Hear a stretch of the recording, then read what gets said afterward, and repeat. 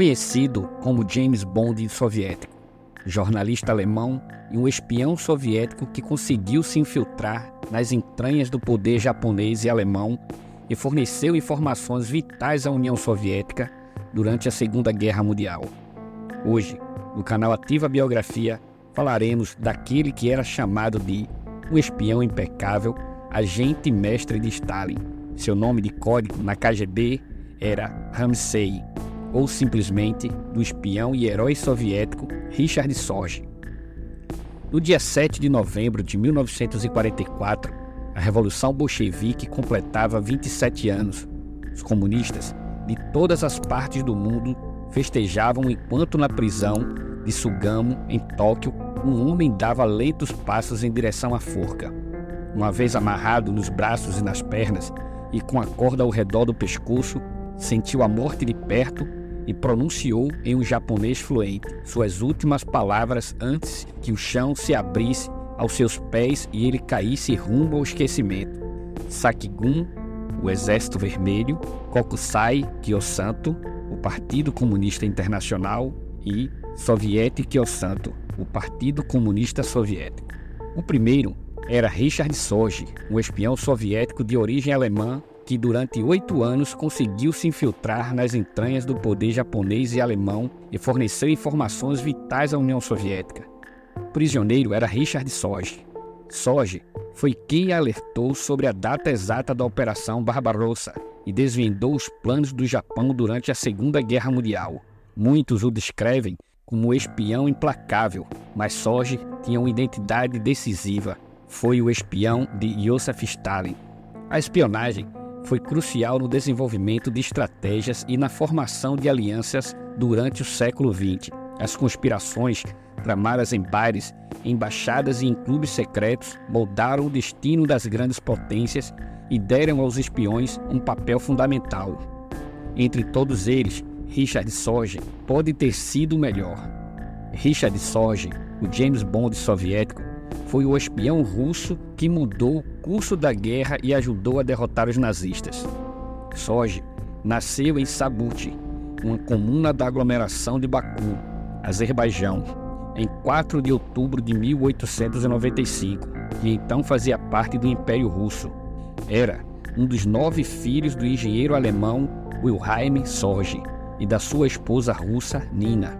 O seu tio-avô, Friedrich Sorge, fora um importante colaborador de Karl Marx e secretário da Primeira Internacional. A família mudou-se para a Alemanha quando ele tinha 3 anos. Sorge era um homem de 2 pátrias. Nasceu em 4 de outubro de 1895 em Baku, no então Império Russo, mas sua origem era alemã. Em sua casa nunca se falou russo e aos 4 anos já estava vivendo em Berlim, onde passaria sua infância e adolescência. Aos 18 anos, em outubro de 1914, em um ato de rebeldia, alistou-se no exército imperial alemão para combater na Primeira Guerra Mundial, entrando para um batalhão de artilharia. Em junho de 1915, sua unidade foi transferida para a Galícia, na fronteira entre a Rússia e o Império Austro-Húngaro, de modo que pela primeira vez teve que lutar em nome do país de seu pai contra o país de sua mãe. Durante o seu serviço, foi gravemente ferido quando, em março de 1916, fragmentos de artilharia atingiram ambas as suas pernas. Foi promovido a cabo, recebeu uma cruz de ferro e foi enviado para casa. Nesse período, 2 coisas aconteceram que o marcariam pelo resto de sua vida. Um tiro destroçou suas pernas e, no hospital, enquanto se recuperava, conheceu quem provavelmente foi a mulher mais importante de sua vida, Christiane Gerlach. Após a guerra, Sorge mergulhou no mundo acadêmico e conheceu as ideias revolucionárias. Leu os filósofos alemães Georg Wilhelm Friedrich Hegel, Immanuel Kant e Arthur Schopenhauer. Influenciado pela Revolução Bolchevique, em 1925 mudou-se para Moscou, juntou-se ao Partido Comunista e integrou-se na Comintern, a Internacional Comunista. Sua estadia em Moscou o consolidou como um fervoroso comunista e um agente indispensável. Os arquivos da Internacional Comunista demonstram que desde seus primeiros dias ali manteve importantes contatos com a Seção de Comunicações Internacionais, OMS, Centro de Espionagem, e que em 1927 se juntou formalmente à rede. Em 1930, é enviado para a China pelo Serviço de Espionagem do Exército Vermelho. Ao longo de 3 anos de estadia no país, ganha reputação como jornalista independente e familiariza-se com a Ásia. O revolucionário comunista Lenin dizia que os serviços secretos da União Soviética eram a arma decisiva contra as inúmeras conspirações. Para Sorge, ser parte deste exército secreto era um dever. Decidi apoiar o movimento, não só teórica e ideologicamente, mas tornando-me parte real dele, escreveu anos depois em seu diário durante seu encarceramento. Por sua localização, a aliança estratégica com a Alemanha nazista e a expansão na China continental era fundamental para a União Soviética instalar no Japão olhos e ouvidos a serviço da causa. Em 1933, dirigentes soviéticos interessados em conhecer melhor as intenções do governo japonês enviam Sorge para o Japão sob a fachada de um jornalista alemão, preparado para estabelecer uma das redes de espionagem mais eficazes da história.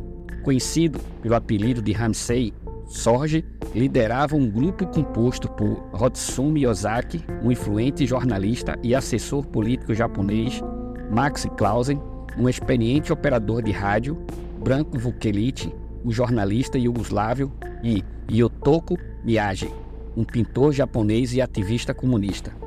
A sua missão era simples, mas fulcral: descobrir se os japoneses tinham a intenção de cumprir com o pacto anti-Comintern e atacar a União Soviética.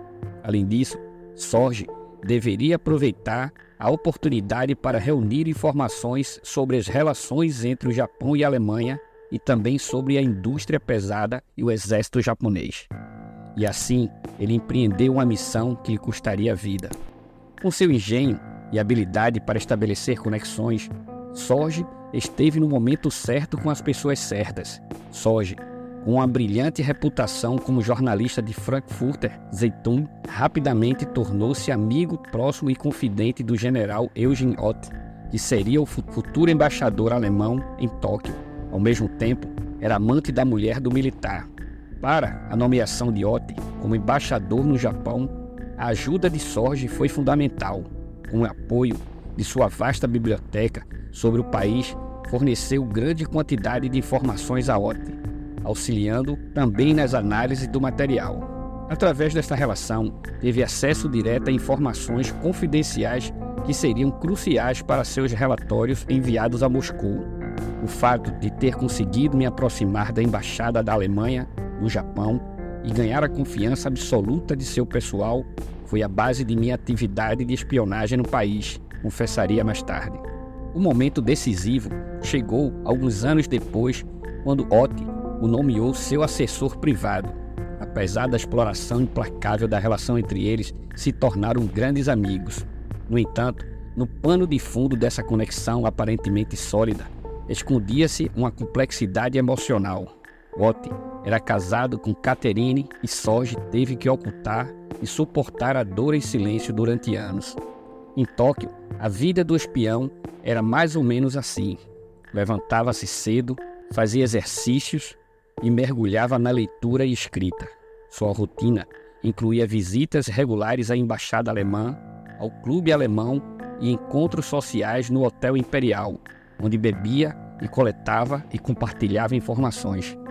Hedonista, amante de mulheres e bebidas fortes, Sorge passava despercebido aos serviços de contra-espionagem japoneses, não deixando perceber que, por sob a aparência de um herói de guerra alemão, estaria um eficiente espião soviético, recluso no Japão após recusar-se a regressar à Alemanha, cumprindo ordem de Joseph Stalin.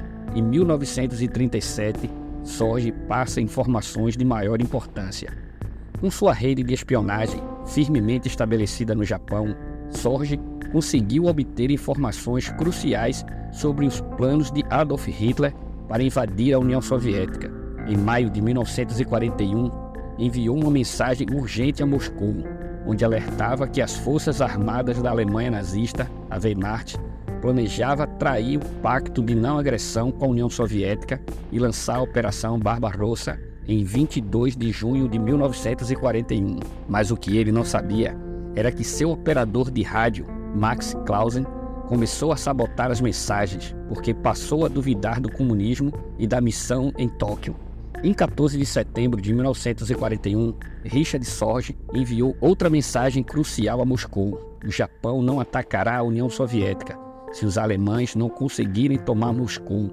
Essa informação permitiu a Stalin ordenar a transferência de metade das tropas estacionadas na Sibéria para defender a capital. No entanto, Sorge pagou um alto preço por sua revelação. A polícia militar do exército japonês descobriu sua rede de espionagem de maneira quase acidental. Durante uma batida em busca de comunistas, capturaram alguém relacionado ao pintor Yotoko Miyagi, membro da rede de Sorge, que acabou delatando. Miyagi foi detido, torturado e obrigado a revelar os nomes de todos os espiões. Ozaki Hotsumi, o jornalista japonês do Asahi Shimbun, que trabalhava para Sorge, foi preso no dia 14 de outubro de 1941.